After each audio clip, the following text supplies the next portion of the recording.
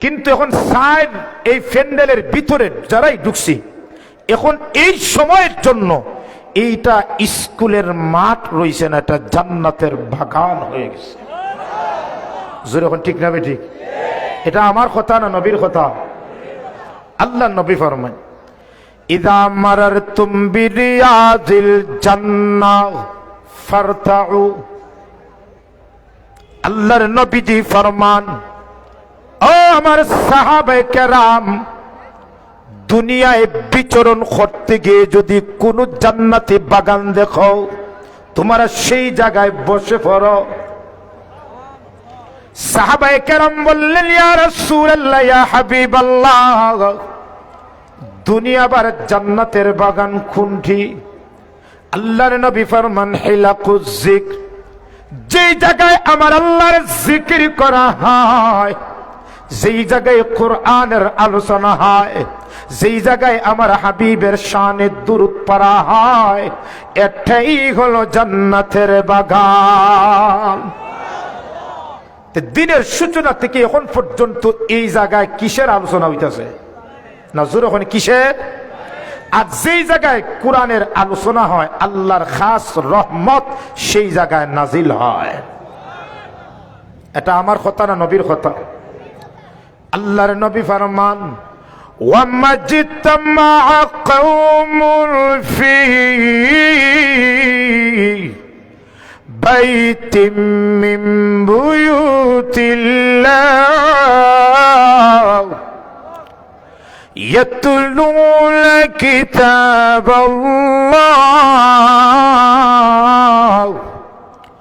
ওয়া ইয়াতাদারাসুনাহু বাইনাহুম ইল্লা নাযালাত আলাইহিমিস সাকিনাহ ওয়া গাশিয়াতুহুমুর রাহমাহ ওয়া হাফাতুহুমুল মালাইকা ওয়া যাকারাহুমুল্লাহু ফী মান ইনদা।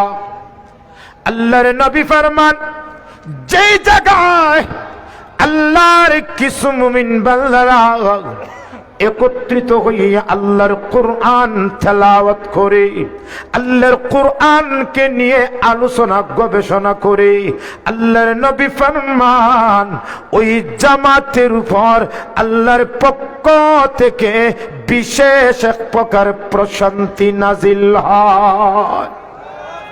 শুধু তাই না, আল্লাহর নবী ফরমান, ওই জামাতটাকে আল্লাহর রহমতে আচ্ছাদিত করে ফেলেন, ফেরেশতারা এই জামাতটাকে বেষ্টন করে ফেলে এবং ওই জামাতটা সম্পর্কে আল্লাহ আল্লাহর ফেরেশতাদের সাথে গর্ব করে আলোচনা করেন। তাহলে যেই জামাতটা সম্পর্কে আল্লাহ নিজে গর্ব করেন, এই জামাতও আমি আপনি আসতে পারছি, সেই জন্য খুশি না বেজার? হে খুশি, হে কোন পরিমাণ হইছ আপনাদের শুকরিয়ার আওয়াজ দ্বারা বোঝা যাইব। মন্তর থেকে জবান দ্বারা উচ্চ আওয়াজে জোরে বলো আলহামদুলিল্লাহ। মাশাআল্লাহ, আপনারা খুশি হয়েছে। যাই হোক মুহতারাম হাজিরিন, আল্লাহ রাব্বুল আলামিন আপনারে আমার এখানে বসার সুযোগ দিয়েছেন, তৌফিক দিয়েছেন। আমি সরুইঘাট থেকে মাত্র 40 মিনিটে এখানে আসছি, এটাও আল্লাহর একটা করুণা, মায়া।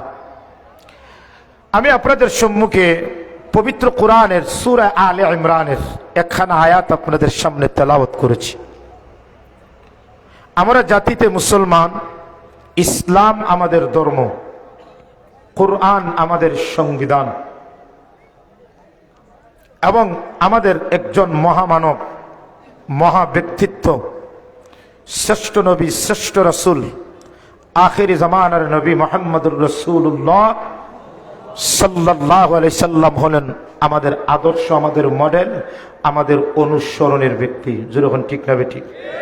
আমাদের অনুসরণের ব্যক্তি হে মুহাম্মদুর রাসূলুল্লাহ সাল্লাল্লাহু আলাইহি ওয়াসাল্লাম হলেন আমাদের অনুসরণ অনুকরণের ফলোর ব্যক্তি।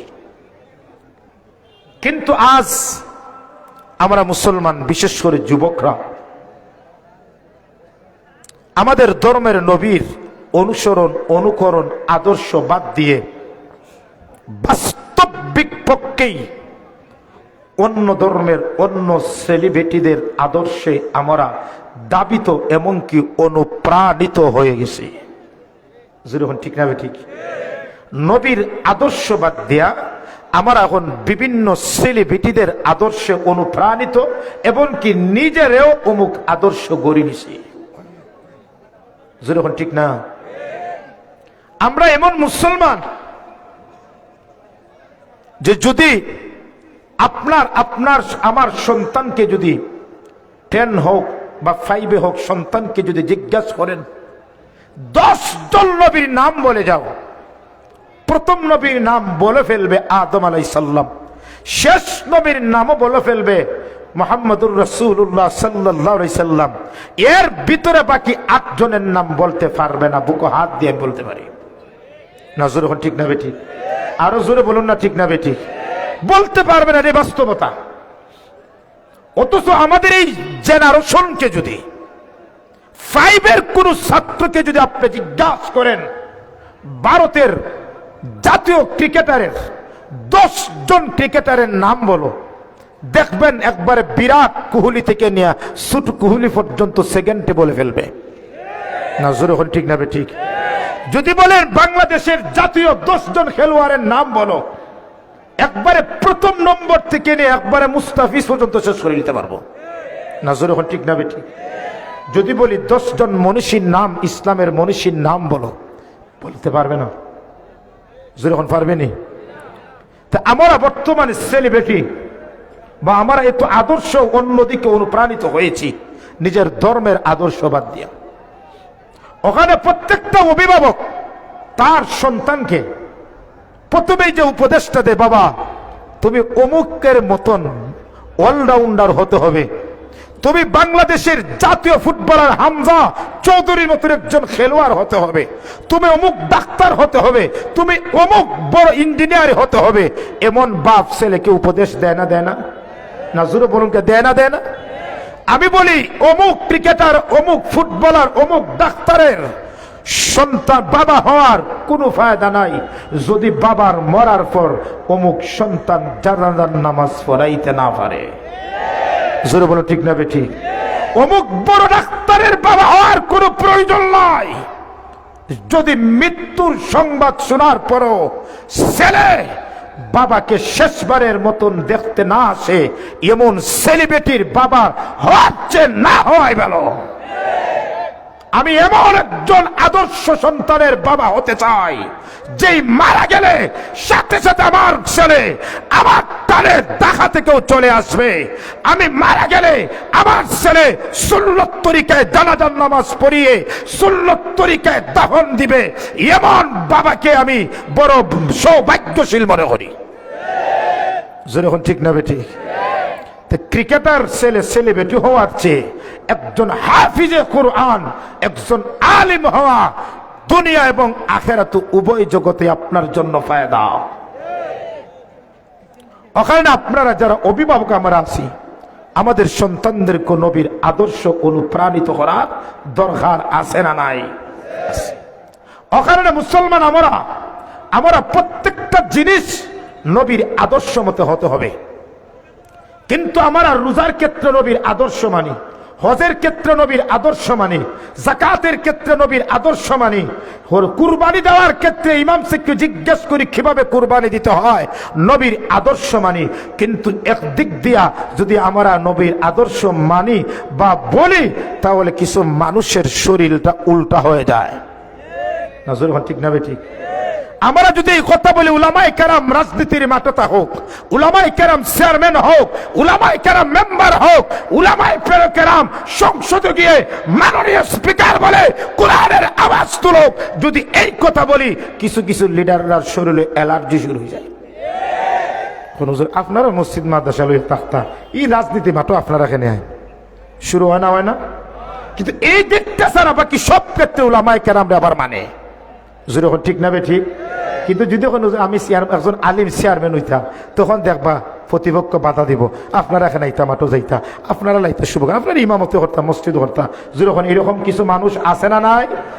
কেন এরকম মানুষ উলামায়ে কেরামদেরকে কেন মাননীয় স্পিকারের মতন জায়গায় কোরআনের আলোচনার জন্য কেন দেয় না? কারণ উলামায়ে কেরাম যদি ক্ষমতায় যায়, উলামায়ে কেরাম যদি চেয়ারম্যান মেম্বার এমপি হয়, তাহলে খালা টাকা কোনোদিন সাদা হওয়ার সুযোগ নাই। উলামায়ে কেরাম যদি সংসদে যায়, বাংলাদেশের কোটি মিলিয়ন ডলার সুইজারল্যান্ডের সুইস ব্যাংক লাখ কোটি কোটি টাকা ডলার হওয়ার সুযোগ হবে না। উলামায়ে কেরাম যদি ক্ষমতায় যায়, রোডের বদলা বাস দেওয়ার সুযোগ হবে না। যার কারণে সব ক্ষেত্রে উলামায়ে কেরাম মানে নবীর আদর্শ মানে, কিন্তু রাজনৈতিক ক্ষেত্রে উলামায়ে কেরাম আদর্শের কথা বললেই যে কোরআন অনুযায়ী দেশ চলুক, তখন তার এই কথাটা মানতে রাজি না। ঠিক না বেঠি? এখন আমরা কি শুধুমাত্র নবীর আদর্শকে নামাজ রোজা হজের ক্ষেত্রেই সীমাবদ্ধ করে ফেলবো, না রাষ্ট্র পরিচালনার ক্ষেত্র উলামায়ে কেরামরে সেই জায়গা আনা দরকার? যখন আনা দরকার আছে না নাই? আছে। অকারণে নমাজ আমরা পড়ি খার মতন নবীর আদর্শ। আমার কথা বুঝেন, নমাজ পড়ি খার আদর্শ? নবীর আদর্শ। এখন যদি আমি নমাজ পড়ার ক্ষেত্রে যদি নবীর আদর্শ ছাড়া নমাজ পড়ি, নমাজ হইব নি? আচ্ছা, আমরা প্রতি রাখাতো সেজদা কটা দেই? জোরে কোন সেজদা খারে দেই? কটা দেই? দুইটা। এখন সেজদা আমরা খারে দেই? আল্লাহরে দেই। এটা ভালো জিনিস। এখন কোন মুসলমান যদি নামাজ হয় প্রথম রাখাতো সূরা ফাতিহা পড়ে আর নিজে নিজে যদি ইস্তেহাদ করে বুদ্ধি খাটায়, আরে বা সেজদা তো আল্লাহরই দিতাম, এটা তো ভালো কথা, তে নামাজ প্রথম রাখাতো আমরা দুইটা না দেয়া হেদালাইছে সেজদা আল্লাহরে পাঁচটা। আচ্ছা শুনছেন, 100 বার সাউ সেজদা দিলে নামাজ হইব নি? সেজদা দিছে খারে? সেজদা তো হুজুর ভালো জিনিস, তো হে পাঁচটা দিলাইছে দুইটার জায়গাত, অসুবিধা কিতা? এটা তো বালা। শুনছেন, ভালো হইছে, নামাজ হইব নি না নষ্ট? এমন নষ্ট হইছে সহু সেজদা দিলেও কাম হবে?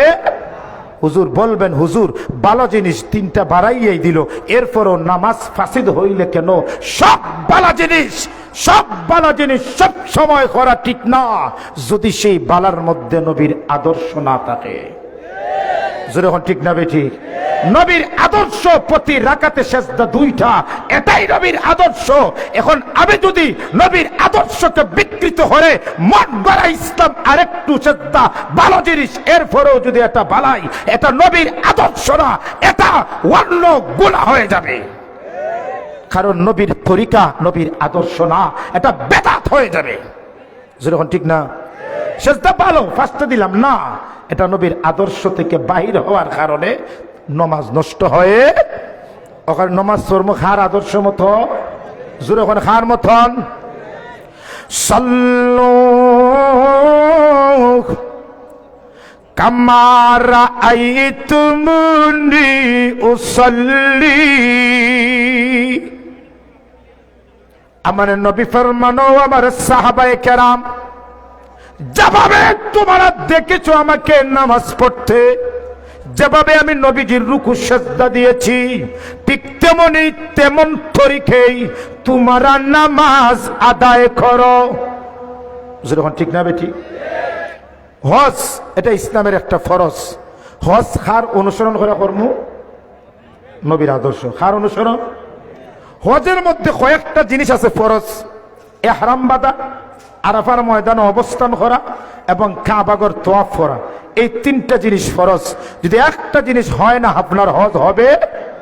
আরাফার মাঠ একটা মাঠ, এই মাঠে অবস্থান করাটা একটা হজের ফরজ।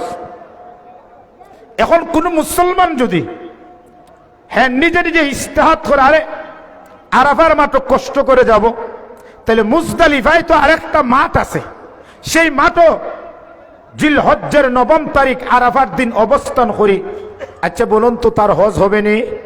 নাজরুল হজ হবে নি? নবীর আদর্শ মুজদালিফায় না, নবীর আদর্শ জিলহজ্জের 9 তারিখ আরাফার মাঠে অবস্থান করা, এটাই নবীর আদর্শ। ঠিক না বে ঠিক? খুযু আন্নি মানাসিকাকুম, আমি নবীজি যেভাবে হজ করেছি তোমরাও সেইভাবে হজ করো। জুরবন ঠিক না বে ঠিক? নামাজ কর্ম নবীর আদর্শ অনুযায়ী, হজ কর্ম নবীর আদর্শ অনুযায়ী, যাকাত দিব নবীর আদর্শ অনুযায়ী, রোজা রাখবো নবীর আদর্শ অনুযায়ী, ঈমান আনবো নবীর তরিকা মতো, আকীদা পোষণ করবো নবীর তরিকা মতো, আমার সর্বক্ষেত্রে নবীর আদর্শ হতে হবে। যেরকম ঠিক না? আমার কথাও হতে হবে কার মতন? নবীজির। যেরকম আমার কথা কার মতন হতে হবে? নবীজির কথা। এখন আপনারা চিন্তা করছেন, আমরা বাংলাদেশ 2025 সামনে আরো আপডেট জমানা হইতেছে, এখন আরো উন্নতি হবে, আরো ভিআইপি হবে, কিন্তু আমাদের মুসলমানের জবানে নবীজির আদর্শকৃত শব্দ আছে না ইউএস আর ইউকের শব্দ? ইউএস বুঝছেন না, মানে লন্ডন আমেরিকা বুঝাইতেছি। আমাদের জবানে লন্ডন আমেরিকার ইংরেজি শব্দ বেশি না নবীজির আদর্শকৃত শব্দ বেশি? আপনারা বলুন তো। যে মুসলমানের নবীর আদর্শ হলে, একজন যদি আপনাকে জিজ্ঞাসা করে আপনি কেমন আছেন, তখন আমরা বলি আই এম ফাইন। যেরকম আমরা কি বলি, এটা কি স্মার্টনেস বলি। কিন্তু মুসলমান নবীর আদর্শ আই এম ফাইন না। নবীর আদর্শ হলো, কোন মুসলমান যদি মুসলমানকে জিজ্ঞাসা করে তুমি কেমন আছো, নবীর আদর্শ হলো আলহামদুলিল্লাহ বলা। নজর হন ঠিক না? আরো জোরে বল, কি বলা? কিন্তু আমরা মুসলমান আলহামদুলিল্লাহ শব্দকে শেষ করে ইউএস ইউকের শব্দ আই এম ফাইন বলি। জোরে বলুন ঠিক না বে ঠিক? মুসলমান কোন সৌন্দর্য জিনিস যদি দেখে, আমরা বলি বিউটিফুল, ওয়ান্ডারফুল, নাইস। যেরকম ঠিক না? এটা কি নবীর আদর্শ শব্দ? কিন্তু নবীর আদর্শ শব্দ হলো, যদি কোন সুন্দর মানুষ দেখো, কোন ছেলে হোক, আবার মনে করবা না যদি জাফলঙ্গে সুন্দর মহিলা দেখে, এটা বুঝাইছি না। যদি কোন সুন্দর ছেলে দেখো, সুন্দর বাগান দেখো, নবীর আদর্শ শব্দ হলো মাশা আল্লাহ। নজর হন কি শব্দ? আরো জোরে বলেন, কি শব্দ বলবেন? এটাই হলো নবীর আদর্শ। কিন্তু আমরা কি বলি? Nice, wonderful, beautiful. জোরে বলি না? কিন্তু বিউটিফুল নবীর আদর্শ শব্দ না। বিউটিফুল নবীর আদর্শ। আমি প্রায় জায়গাত হই একটা কথা, এক স্বামী আর বিবি ঘুমাইছে, কলিতাম নি না জোর কইতাম নি, রাত 2টার সময় বিবির মোবাইলে মেসেজ আইছে। মেসেজ বলতে একটা শব্দ করছে, স্বামী কারে রাত 2টার সময় আমার বিবির মোবাইলে মেসেজ। এখন টিফা মাইরা দেখে মেসেজ ইংলিশে লেখা বিউটিফুল। কি লেখা? বিউটিফুল। এখন স্বামীর কোশ্চেন, রাগ হইব না রাগ কমব? রাত 2টা, এর মধ্যে আমার বিবির মোবাইলও মেসেজ দিতে শব্দটা কি বলছে? বিউটিফুল। স্বামী তো পুরা রাগ। হ্যাঁ, অত বড় সাহস, তার মানে আমার বিবি পরকীয়া সম্পর্কে জর্জিত। রাগে গুসায় তার বিবির ঘুম থেকে তুলল। হ্যাঁ উঠ, কত রাত্রে জাগাইছে ওখানে? জাগাইছি মানে তোর এই পর্যন্ত তোর তাপ্পর মারছি না, ওই চিন্তা কর। বিষয় কি, কোন কাজ করলাম? তাপ্পর মারার কাজ তো আমি করছি না। করছস না মানে রাত 2টার সময় তোর মোবাইলও মেসেজ আইলো। মেসেজ খেয়ে দিছে, তুন দেখ বিটি দেখে। কিতা মেসেজ দিছে? তোর মোবাইলও বিউটিফুল খেয়ে লিখে দিছে। বিডি বয়স আমার 50, 3 ফুরু তার মা, আর রাত 2টার সময় আমার একে বিউটিফুল দেয় মেসেজ দিল। দেখিছেন মোবাইল দেয়? বিডি মোবাইল বার করে দেখে, আসলে বিউটিফুল লেখা না, ব্যাটারি ফুল লেখা। কিতা লেখা? বিটি ঘুমানির সময় মোবাইল চার্জ হইতে ঘুমাইছে, আর মোবাইল যখন পুরা চার্জ হয়ে যায় তখন চার্জ হওয়ার পরে একটা শব্দ করে, 100% হওয়ার পরে কি করে? একটা শব্দ করে, আর লেখা বা ইংলিশে। এটা লেখাটা কি? Battery full. এখন হে আব্দুল হাসিম এটার মনে করছে বিউটিফুল। এখন বুঝছেন নি? এখন এই ইউএস শব্দ নিয়ে আমরা মধ্যে সব ঝামেলা। তাহলে নবীর আদর্শ হলো বিউটিফুল, ব্যাটারি ফুল না। নবীর আদর্শ হলো সৌন্দর্য দেখলেই মাশাআল্লাহ বলা। যেরকম ঠিক না বে ঠিক? যদি ভবিষ্যতে কোনো জিনিস করতেই হয় কি বলবেন? ইনশাআল্লাহ। জুড়ে বলুন আরো জুড়ে বলুন ইনশাআল্লাহ বলবেন। যদি ইনশাআল্লাহ বলেন তাহলে দেখবেন আল্লাহ এই কাজটা আপনার জন্য সহজ করে দিবে। যেরকম ঠিক না? কি বলবেন? ইনশাআল্লাহ। নবীজি ইনশাআল্লাহ না বলার কারণে 15 দিন ওহীর দরজা বন্ধ ছিল, 15 দিন। এরপর আল্লাহ আয়াত নাজিল করে দিলেন, ওয়াল্লা তাকুলান্না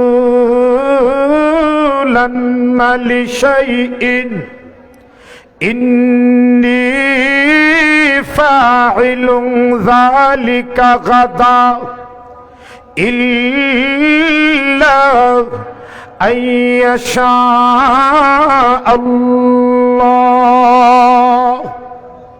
অগর নবীজি ভবিষ্যতে যদি কোনো কাজ, আগামীকাল যদি কোনো কাজ করতেই হয় অবশ্যই আপনি ইনশাআল্লাহ বলবেন। এটা হলো নবীর আদর্শ, আল্লাহর হুকুম। যেরকম ঠিক না বেটি?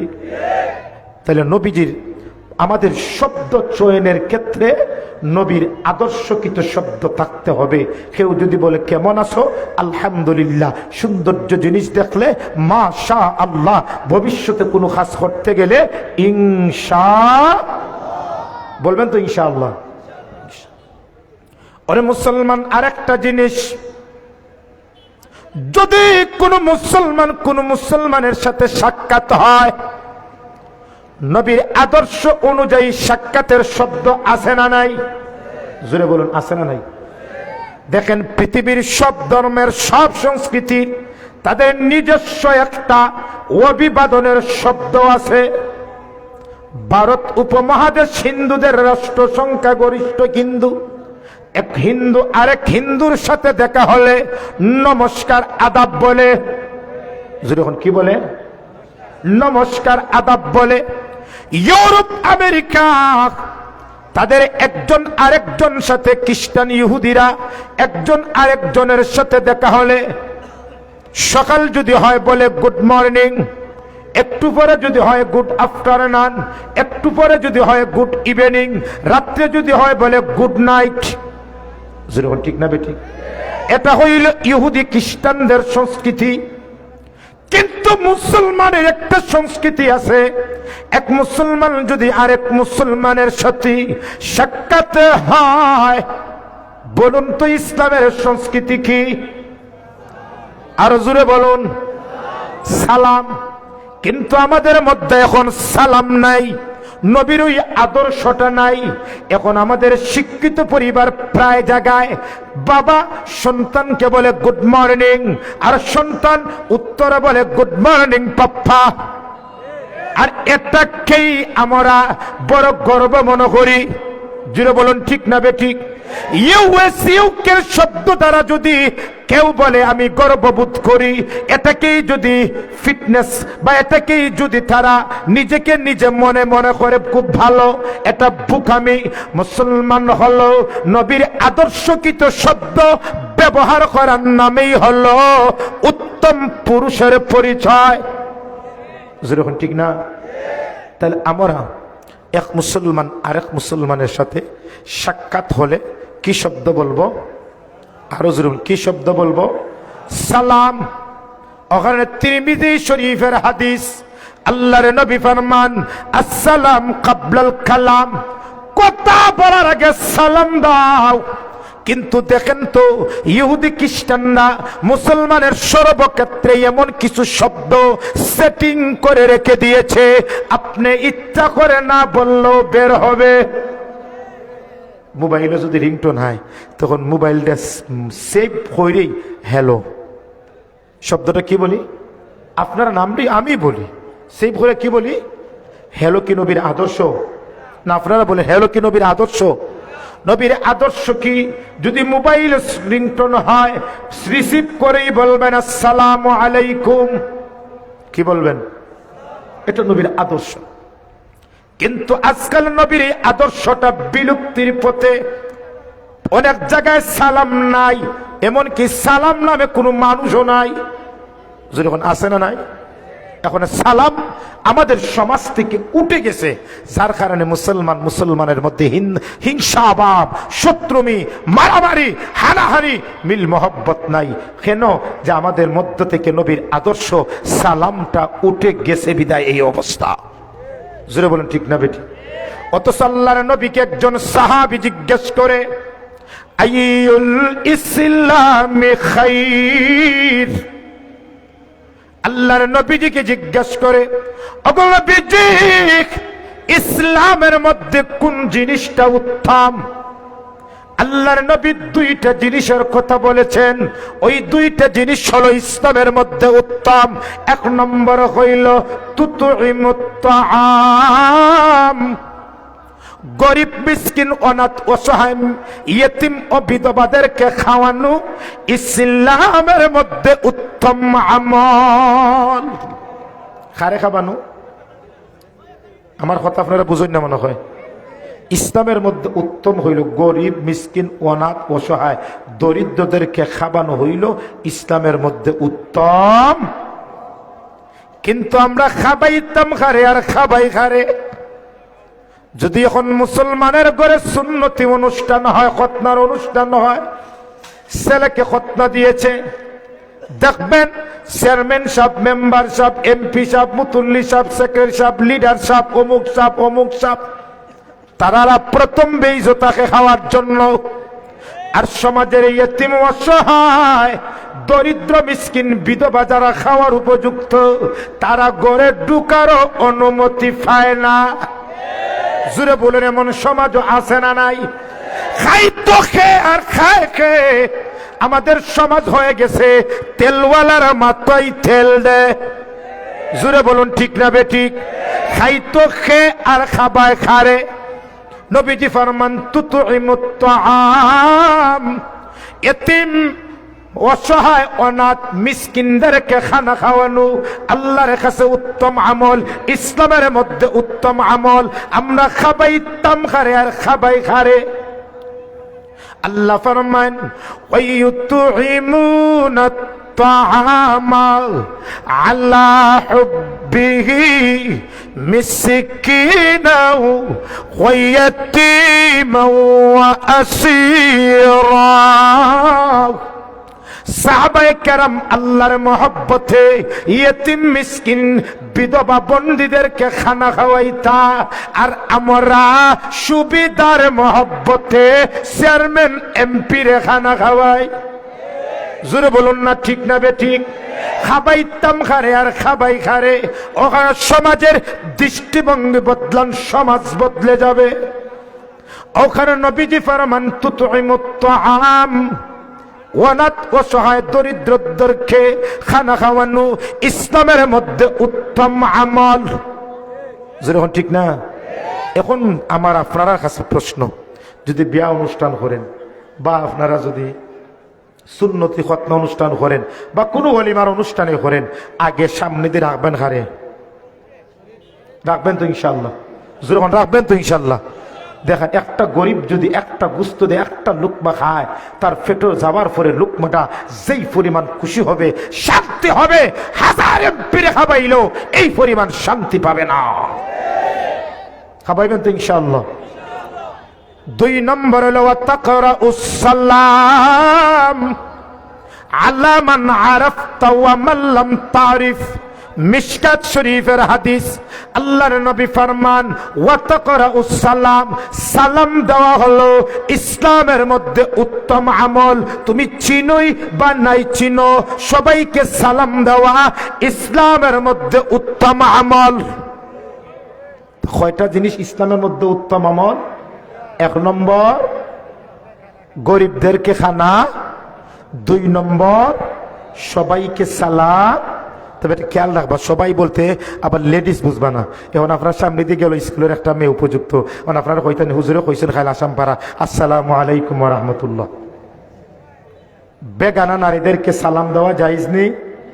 আপনি আজকে সালাম দিবা আসসালামু আলাইকুম, তাই না কইবেন, তাই না উত্তর দিবা ওয়া আলাইকুম আসসালাম। আর একদিন যখন স্কুল থেকে বাড়িব কইবা আসসালামু আলাইকুম আফা, তাই কইবা আসসালামু আলাইকুম ভাই সাহেব। এরপরের দিন যখন সালাম দেবা আসসালামু আলাইকুম ওয়া রাহমাতুল্লাহ, কেমন আছেন, তাই না কইবা ওয়া আলাইকুম আসসালাম ভাই সাহেব, ভালোই আছি। এরপরের দিন যখন কইবা আসসালামু আলাইকুম আপনা, বাক্কা দিন থেকে আপনারা দেখি না মোটামুটি নাম্বারটা দিলে একটু ভালো হইল না, তাই আমি কইবা ওয়া আলাইকুম আসসালাম, আমি লেখিয়া কাগজটা ফালাইতেছি আপনারা ধরে নিন। পরের দিন ফোন, পরের দিন জাফলং মায়াবী ঝর্ণাত। নজর ঠিক না বে ঠিক? ওখানে বেগানা নারীদেরকে সালাম দেওয়া জায়েজ? জায়েজ নেই, জায়েজ না। কিন্তু আমরা বেগানা নারীদেরকে সালাম দিই। আর আমরা সমাজের কিছু মহিলা আছে, যদি সালাম দেন বেড়া আসসালামু আলাইকুম, তাই ওয়া আলাইকুম আসসালাম ভাই সাহেব ভালো আছেননি, খুব রস লাগাইছে, যখন মনে আছে না নাই না। আর আমরা দেশের সমাজে দেখবা মানে ঈদের মার্কেটে তার বড় লইয়া যায়, যখন দোকানেও যায় সালাম দে, তখন কোন শাড়িটা ভালো লাগবো, তখন দোকানদার ভাই সাহেব আপনার বউ সালাম বা আসুন, কালারটা মোটামুটি সুন্দর হয়ে আছে আপনার বউয়ের, মোটামুটি তাই ফিগারটাও ভালো, তাহলে ওই শাড়িটা নিলে ভালো হয়। হে আব্দুল্লাহ ফুলিয়া বাইতে উঠেই দেও। হের বউয়ের ফিগার, হের বউর উষা, হের বউয়ের কালার, হের বউর বডি দোকানদারের ছায় আর মাফে, আর হে কুন্যা উঠেই দেও। কত বড় নাম্বার ওয়ান আব্দুল হাসিম, চিন্তা করুন। যখন এরকম যুবক বেটাইন আছে না নাই? যখন আছে না নাই? আছে, আছে, অনেক মহিলা এরকম আছে, অনেক স্বামী আছে। ঈদের মার্কেট খরণ আপনার পছন্দ করিয়া আপনার বিবেরে গরু আইনা দেন, যখন ঠিক না বে ঠিক? হ্যাঁ, এই জায়গায় আবার মিশা কথা হওয়া যাই যাচ্ছে। মনে করো বিবিরে যদি 500 টাকা দিয়ে তোমার ড্রেস আনছি কিরণ মালা 500 টাকা দিই, হবো হ্যাঁ উমুকের ভাববে 2000 টাকা দিয়ে শাড়ি দিচ্ছ, তুমি 500 টাকা হইতো না। আপনি 1000 টাকা দিয়ে শাড়ি এনে যদি বউয়ের মন রোমান্টিক করতে চান, বউ মন খুশি করতে চায়, 1000 টাকা দিয়ে কিনা যদি 2000 টাকা খাও বউয়ের মন খুশি করার জন্য, এটা মিশা কথা খাওয়ার কারণে আপনার শাস্তি বা গুণা হইতো না। যখন ঠিক না বে ঠিক? ওখানে ওই ক্ষেত্রে আপনি মিশাতা হইতে পারেন। 500 টাকা দিয়ে আইন না কইবে 1000 টাকা আনছি তোমার লা, খুব দোকান বাচ্চা আনছি, খুব ভালো কাপড় দেখবেন আপনার বেটি আলহামদুলিল্লাহ খুব খুশি হইবা না বেজার হইবা। সালাম সবাই দিবেন তো ইনশাআল্লাহ। আল্লাহর নবী ফরমান, যতক্ষণ পর্যন্ত প্রকৃত ইমানদার হতে পারবে না ততক্ষণ পর্যন্ত জান্নাত যেতে পারবে না। আল্লাহর নবী ফরমান, ততক্ষণ পর্যন্ত প্রকৃত ইমানদার হতে পারবে না যতক্ষণ পর্যন্ত না পরস্পরের মধ্যে ভালোবাসার সৃষ্টি হবে। আল্লাহর নবী ফরমান, হাল আদুল্লুকুম, আমি কি তোমাদেরকে বলবো কোন জিনিসে মুসলমানের মধ্যে ভালোবাসার সৃষ্টি হয়? মাশাআল্লাহ, মাশাআল্লাহ। আমরা আজকের মাহফিলের সভাপতি, আজকের মাহফিলের সভাপতি ঐতিহ্যবাহী দ্বীনি বিদ্যাপীঠ দারুল হাদিস লামনিগ্রাম মাদ্রাসার সুনামধন্য মুহতামিম শায়েখ আব্দুল জব্বার সাহেব দামাত বারাকাতুহুম বারাকাল্লাহু ফি হায়াতিক, হুজুর সভাপতির আসন অলঙ্কিত করেছেন। আমরা দোয়া করি আল্লাহ যেন হুজুরের হায়াতে বরকত দেন, সবাই বলি আমিন। আমি হাদিসও আসলাম যে নবীজি ফরমাইছেন, প্রকৃত মুমিন না হওয়া পর্যন্ত জান্নাতও যেতে পারবে না, আর প্রকৃত মুমিন হতে পারবে না যতক্ষণ না তাদের মধ্যে পারস্পরিক ভালোবাসা তৈরি হয়। এরপরে নবীজি ফরমাইন, আমি কি বলবো কোন জিনিসে মুসলমানের মধ্যে ভ্রাতৃত্ব, ভালোবাসা, বন্ধুত্ব সৃষ্টি হয়? সাহাবায়ে কেরাম বললেন, ওগো নবীজি কোন জিনিসের কারণে মুসলমানের মধ্যে ভালোবাসা হয়? আল্লাহর নবী ফরমান, আফসুস সালাম বাইনাকুম, ওরে মুসলমান নিজেদের মধ্যে সালামকে ব্যাপকভাবে প্রচার করো। সালাম ব্যাপকভাবে প্রচার করার কারণে মুসলমান পরস্পরের মধ্যে ভালোবাসা সৃষ্টি হবে, বাড়বে। আর ভালোবাসা যদি সৃষ্টি হয় প্রকৃত মুমিন হতে পারবে, আর প্রকৃত মুমিন যদি হয়ে যাও জান্নাত যেতে পারবে। এখন সালামের মাধ্যমে ভালোবাসা সৃষ্টি হয়।